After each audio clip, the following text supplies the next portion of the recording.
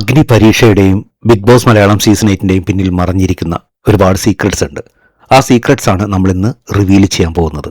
ഈ വീഡിയോ മുഴുവനും ശ്രദ്ധിച്ചു കേൾക്കുക.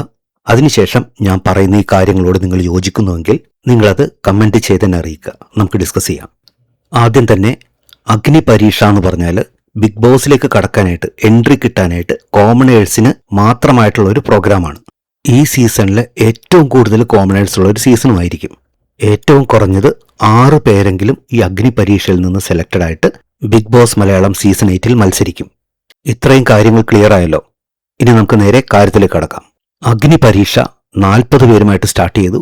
ആദ്യ 2 ദിവസം അവർക്കൊരു ടാസ്ക് കൊടുത്തിട്ട് 24 അവർ അവരെ അവരറിയാതെ പൂർണ്ണമായി നിരീക്ഷിച്ചുകൊണ്ടേയിരുന്നു. ഈ 40 കണ്ടസ്റ്റൻസും വിചാരിച്ചിരിക്കുന്നത് 3 ജഡ്ജസ് ആണ് അവരെ നിരീക്ഷിക്കുന്നതെന്ന്. അഖിൽ മാരാർ, റിയാസ് സലീം, രഞ്ജിനി ഹരിദാസ്, അതുപോലെ അവതാരകയായിട്ടുള്ള റെനീഷ. പക്ഷേ സത്യത്തിൽ അവിടെ നടക്കുന്ന ഗെയിംസും ആക്ടിവിറ്റിയും ഓരോ ആളുകളുടെ സ്വഭാവങ്ങളും പെർഫോമൻസുകളും തന്ത്രങ്ങളും കുതന്ത്രങ്ങളും എല്ലാം സെക്കൻഡറിയാണ്. അതുകൊണ്ട് മാത്രം ഒരു വ്യക്തിക്ക് ബിഗ് ബോസ് മലയാളം സീസൺ 8ലേക്കുള്ള ഒരു എൻട്രി കിട്ടില്ല. നിങ്ങൾ അഗ്നി പരീക്ഷ കണ്ടിട്ടുണ്ടെങ്കിൽ നിങ്ങൾക്കത് മനസ്സിലാകും. നല്ലോണം ആക്റ്റീവായിട്ട് ഒരുപാട് ടാസ്കുകൾ നല്ല രീതിയിൽ പെർഫോം ചെയ്യുന്ന ആളുകൾ പുറത്തായി പോയിരിക്കുന്നു. വളരെ ഹൈപ്പർ ആയിട്ടുള്ള ആളുകൾ അവർ പുറത്താകുന്നു. വളരെ ലോ പ്രൊഫൈലിൽ നിൽക്കുന്ന ആളുകളും പുറത്താകുന്നു. ബിഗ് ബോസിന് വളരെ ആക്റ്റീവായിട്ടുള്ള ആളുകളെ ഇഷ്ടമല്ല, വളരെ ലോ പ്രൊഫൈലിൽ നിൽക്കുന്ന ആളുകളെ ഇഷ്ടമല്ല. ഒരു മീഡിയം റേഞ്ചിൽ എപ്പോഴും കൺസിസ്റ്റന്റ് ആയിട്ട് ആക്റ്റീവായിട്ട് നിൽക്കുന്ന ആളുകളെയാണ് ബിഗ് ബോസിന് ആവശ്യം.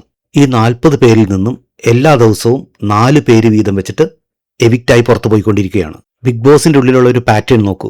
1 വീക്കിന്റെ പാറ്റേൺ ഇവിടെ ഒരു ദിവസത്തിൽ നടത്തുന്നു. അതായത് ബിഗ് ബോസിനുള്ളിൽ നോമിനേഷൻ ചെയ്യും, അതിനുശേഷം ഒരാഴ്ച ടൈം കിട്ടും അവർക്ക് ആക്ടിവിറ്റീസ് എല്ലാം ചെയ്യാനായിട്ട്. വോട്ടിംഗ് ഉണ്ടാകും, അതിനുശേഷമായിരിക്കും എലിമിനേഷൻ നടക്കുന്നത്. അതായത് ബിഗ് ബോസ് ഹൗസിനുള്ളിൽ നടക്കുന്ന ഒരാഴ്ചത്തെ ആക്ടിവിറ്റീസ് എല്ലാം ഇവിടെ ഒരു ദിവസം കൊണ്ട് നടക്കുന്നു. സെയിം ഡേ നോമിനേഷൻ നടക്കും, സെയിം ഡേ തന്നെ എലിമിനേഷൻ നടക്കും. സാധാരണ ബിഗ് ബോസ് ഹൗസിനുള്ളിൽ 2 പേരാണ് ഒരു വീക്ക് എലിമിനേറ്റ് ആയി പോകുന്നത്. ഇവിടെ അതിനു പകരം 4 പേര് എലിമിനേറ്റ് ആയി പോയിക്കൊണ്ടിരിക്കുന്നു എല്ലാ ദിവസവും. ടാസ്കുകൾ ബിഗ് ബോസ് ഹൗസിനുള്ളിൽ നടക്കുന്ന സെയിം ടാസ്കുകളാണ്. ബാലൻസിങ് ടാസ്ക് ഉണ്ട്, പസിൽ സോൾവിംഗ് ടാസ്ക് ഉണ്ട്, ഈറ്റിംഗ് ചലഞ്ച് ഉണ്ട്, യക് ഓർ യം ടാസ്കുകളുണ്ട്, ഓപ്പൺ നോമിനേഷൻ ഉണ്ട്. ഇനി വരാനിരിക്കുന്നത് ഡിബേറ്റ്സ് വരും, ഇൻഡിവിജ്വൽ ടാസ്കുകൾ വരും, ടിക്കറ്റ് ഫിനാലയിലെ പോലെ കായികക്ഷമത അളക്കുന്ന ടാസ്കുകൾ വരും. പക്ഷേ ഇവിടെ ബിഗ് ബോസ് ഹൗസിനുള്ളിൽ നടക്കുന്ന ടാസ്കുകൾ, ഒരാഴ്ച നടക്കുന്ന ടാസ്കുകൾ ഒരു ദിവസം കൊണ്ട് നടക്കും. പക്ഷേ ഇവിടെ ജഡ്ജസ് ആയിട്ടുള്ള ഈ 3 പേരും സത്യം പറഞ്ഞാൽ വെറും നോക്കൂത്തികളാണ്. അവർക്ക് കാര്യമായിട്ട് യാതൊരു റോളും ഇല്ല.